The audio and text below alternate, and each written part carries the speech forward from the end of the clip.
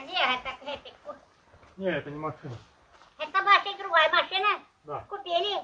Была ранее. Правда купили? Ну не теперь, ранее купил. Добре, вот что я... Где мне тут? Ну, а як ви живете? Один? Ну один. Так. Так в эту машину вы руководите? Я. То моя машина. И это моя, и та моя. Так а чому ви машину пизгете, щоб прицепити для людей? Ви б заробляли гроші, як на прицепі, нема? Нет, прицепа нема. То нема цепляет за что.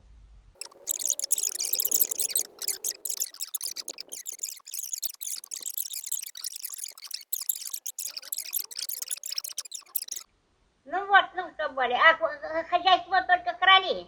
Кроли и пчелы. Досок навезли. Вы, может, люди государственных? Так а где доски? То куплял.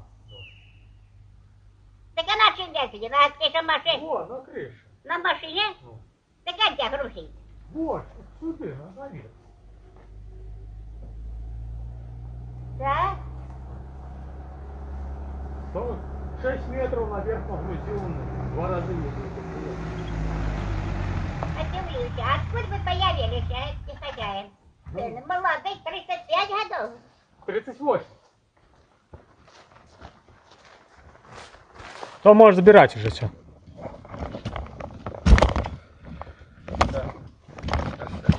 Я не буду хай стоять, на следующей неделе приеду, можно так. Не буду их намешать. Да не, отставлю. Нет, подали, тихо. Под крышей. Так а что, не влезут все? Тихо. Не влез, я сразу влез в горки, просто поеду. Так а сбоку, где касался. Нет, там что. Сюда иди! Фу! Открой багажник. Ну, смотри, эти багажник спокойно, а эти... Нет, давай хрен стоять. Ну, стоять, может, под крышей ничего. Хрен да, хотя ты на следующей неделе заберу. Чтобы уехать. Может тебя не будет. Слухайте, хозяин, я тогда пойду. Договорились тогда. Ну, добре. В конце августа встретимся. Добре. Что?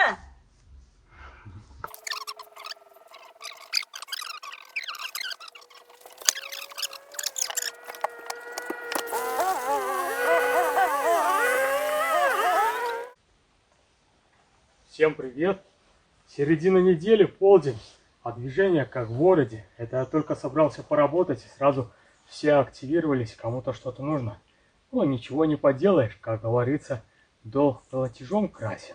Попросил меня сосед доски распустить на бруски. Это он в городе тоже кроликов держит, хочет им полы в клетках поменять. Ну, а откладывать на потом после своих дел не будешь, так как моим и конца и края нету. Да и к тому же я же должен ему. Это он мне помог с доставкой сена, на своем прицепе отвез. Тогда я взял деньги и за сено, и за доставку, а ему ни копейки не заплатил. Ну, договорились с ним услуга за услугу. Он мне с сеном помогает, а я ему с досками. А бабуля приходила договариваться заранее, хочет, чтоб я еще через месяц урожай завез в город. Это та, которая в городе скотину держит, и корову, и овец, и козу, а сюда в деревню на велосипеде приезжает огороды сажать.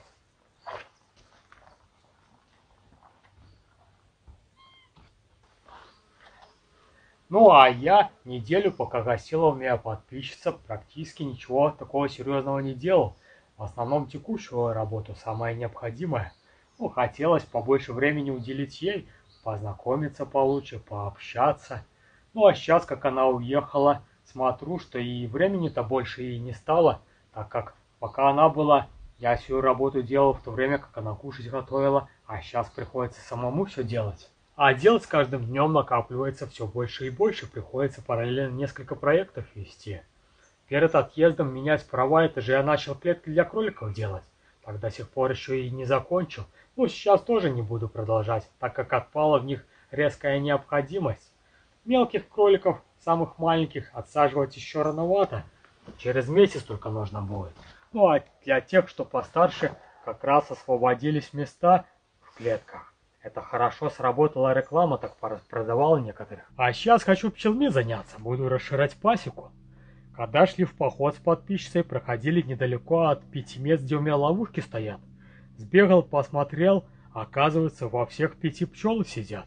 Ну и вчера еще вечером сбегал, глянул 2 оставшиеся, которые в другую сторону.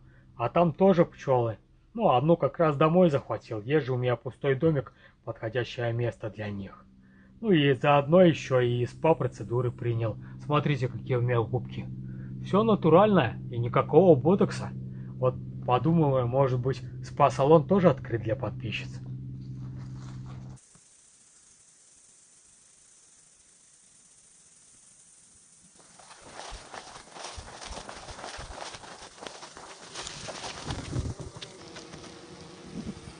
С этой ловушкой могут быть и сложности, чтобы ее забрать. Здесь вот дырка прохудилась. Надо посмотреть, она подмокла после этих больших дождей. Чтобы не развалилась, надо смотреть. Да и пчел, походу, в ней много. Вон как они ее выветривают. Гул стоит такой, что буду пробовать.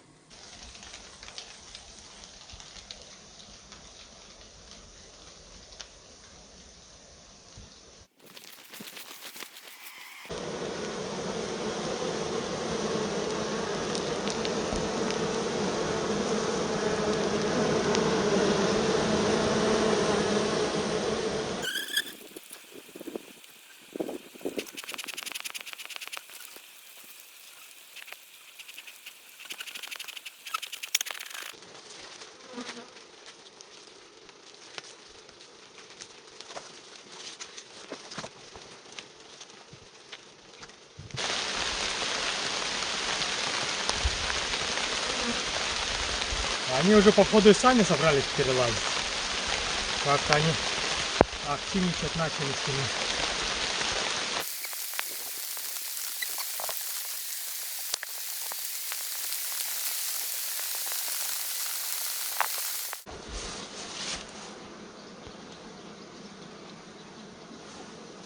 Налетел дождик небольшой. Смочил слегка и перестал. Ну, только что хорошо, что пчел спугнул. То назад залезли. Сейчас надо будет их как-то переселить в новый дом, чтобы они уже в этом не жили. А эта бумажная коробка совсем раскисла. А еще минус, что был замотан стретч пленки, так вода никуда не девалась. Вся влажность не могла испариться. Оставалась внутри и еще более раскисала.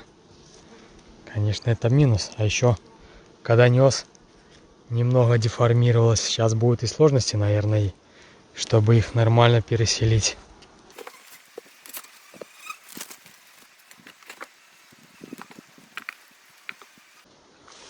Ну, уже сейчас пчел сами перелезли сюда.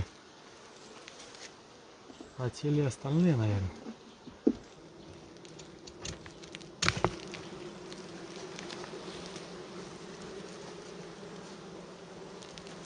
О, как все плохо у них.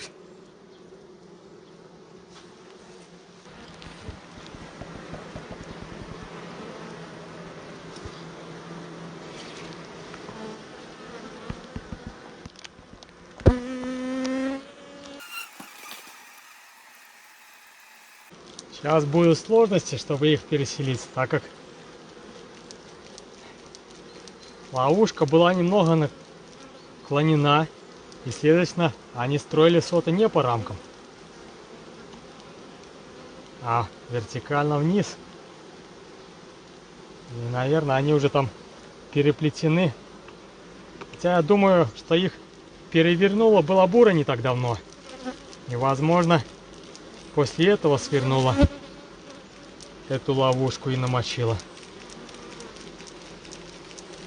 Но сейчас посмотрим.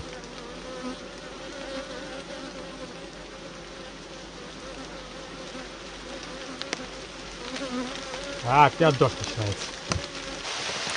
Какой-то день сегодня невезучий. За что бы ни начинался браться, сразу что-то мешает. Вот что значит, когда выпадаешь из потока, потом обратно в него вернуться очень сложно. Но ничего, наверстаем упущение. А с этими пчелками будет довольно сложно. Потому что смотрю, там вот так вот в улей все переплетено сотами. Ну ничего страшного. Зато пересадим. Дальше им будет намного проще в новом домике уже. Будет и развиваться комфортнее намного.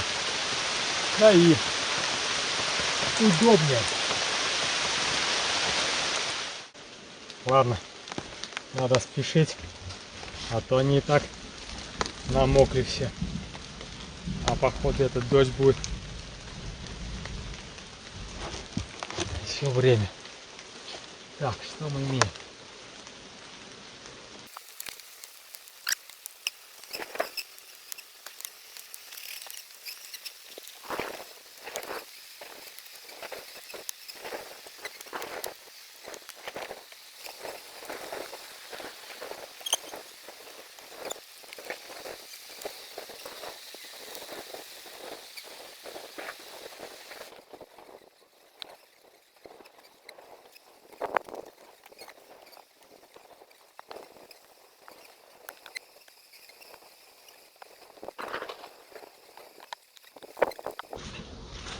Пересадил.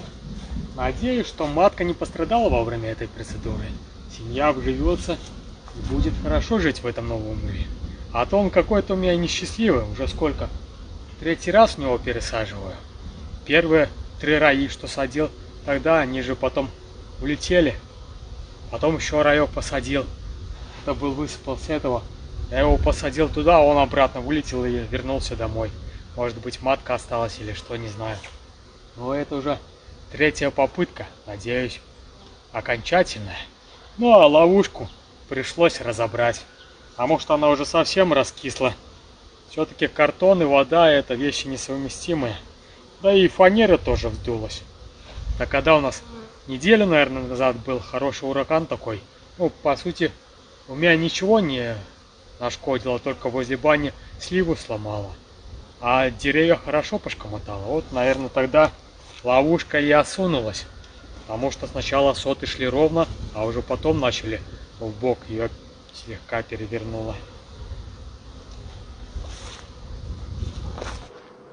Скорее всего, с оставшимися 6 ловушками будут тоже сложности. Но не нужно беспокоиться о будущем. Нужно находиться в моменте, здесь и сейчас. Как говорится, будем решать проблемы по мере их поступления. А сейчас по факту плюс еще одна семья на пасеке. Ну, скорее всего, меда от нее дожидаться и не стоит. Главное, чтобы они успели окрепнуть и хотя бы подготовиться к зиме. Ну а с этих ульев, что на стационаре, тоже в этом году меда не стоит ожидать. Ранней весной я их только пересадил в новое улья, так они тратили силы на то, чтобы гнездо сформировать. А еще не было суши, чтобы их расширять. Приходилось им оттягивать вощину, тратить на это силы, и не было матки, где яйца класть, чтобы семья росла. Поэтому они и роились сильно. А потом практически целый месяц нужно было ждать, пока матка молодая облетается, начнет червить. А еще в 3 ульях матки вообще не вернулись с облета, семьи затрудневели. Ну, я там проводил различные операции, чтобы восстановить семью. Куда райки подсыпал с маткой, куда маточники подставлял. Ну, а на прошлой неделе, когда вернулся, уже сделал полностью ревизию всех ульев. Так вроде бы семьи восстановились, практически все рамки в расплоде. Дней через 10 выйдут пчелы, и уже семья наберет полную силу. А вот только что это не своевременное, уже скорее всего поздно. Начало августа, большинство растений уже цветет, и вряд ли им будет с чего нектар собирать.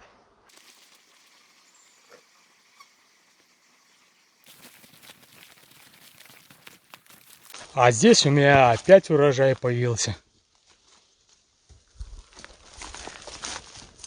Вон какие красавцы повылазили. В лесу, скорее всего, тоже много грибов сыпануло. Но только что сейчас нет времени идти туда заниматься тихой охотой. Нужно подготавливать новые жилплощади для переселенцев.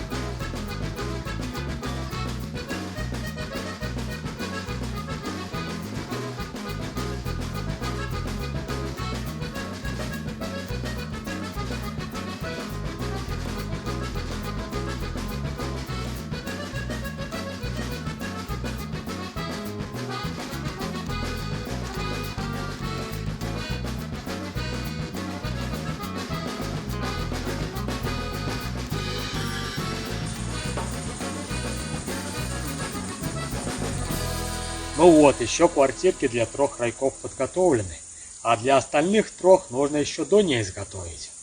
Весь материал необходимый есть, то сделаю за это время, пока буду пересаживать. К тому же я не буду их всех сразу вести, а постепенно, чтобы они здесь осваивались и балаган не устраивали. А еще не знаю, какие они там. Если будут слабенькие, то придется их объединять, чтобы в зиму посильнее семьи пошли. А этот помост разместил параллельно тому, но так как уля расположена строго на юг, и тот помост под острым углом к краю участка, то получилось, что этот смещен и не будет мешать с тем пчелам вылетать. Ну и разместил под яблонькой. Когда она распустит побольше веток, то как и та будет защищена от прямых попаданий капель, когда будет дождь идти, ну и немного будет прикрывать от солнца. И делал по технологии защиту древесины обугливанием, хотя стоило было сделать одновременно с тем, еще ранней весной, когда было не так жарко. А то сегодня на улице плюс 27, и сидеть у огня можно и перегреться, и получить тепловой удар. Но, как говорится, тише едешь, дальше будешь. Дело уже практически сделано, осталось только охладиться и отмыться.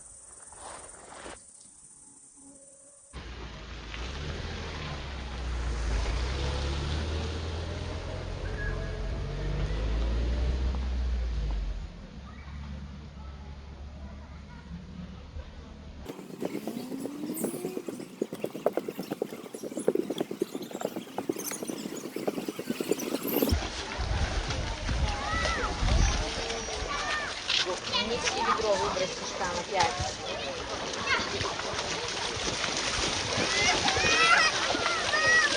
Что? Ну, утонет же все.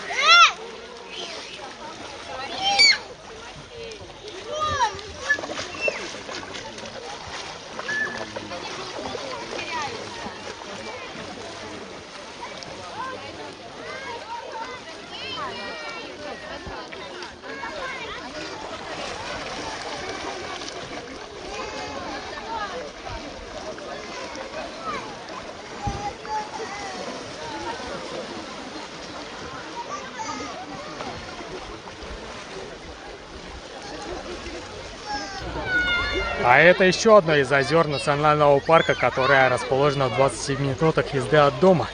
Озеро Белое. Маленькое озерцо, расположенное между 2 гигантов, озеро Нарочь и Мястра. Но оно очень излюблено среди приезжих и местного населения. Скорее всего из-за своего дна, мягенького, беленького песочка, очень приятного на ощупь. Ну и еще и местные в основном здесь купаются, и те, кто уже бывалые, так как из-за теплой погоды на самом озере Нарочь, особенно северные берега, там еще из-за того, что большое количество птиц, вода не очень пригодна для купания. В такую жару там можно выйти и всего тебя осыпет. Поэтому все местное население приезжает сюда. Если посмотрите, что здесь народа очень много. Хотя озерцо такое не очень-то и большое.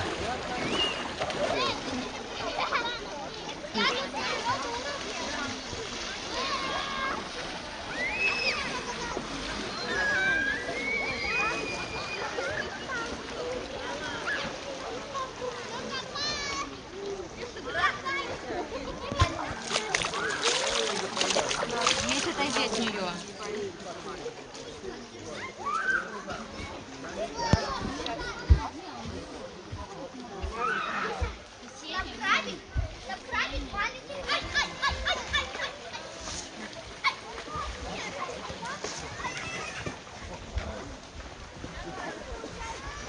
А в этом году местные власти еще раскошелились и сделали береговую линию благоустроенной. Построили деревянный пирс практически вдоль всего пляжа. И теперь здесь будет приятно прогуливаться не только в сезон, когда хорошая погода, но и в любую пору года и любых погодных условиях. Довольно сухо, комфортно и радует взгляд окружающая природа.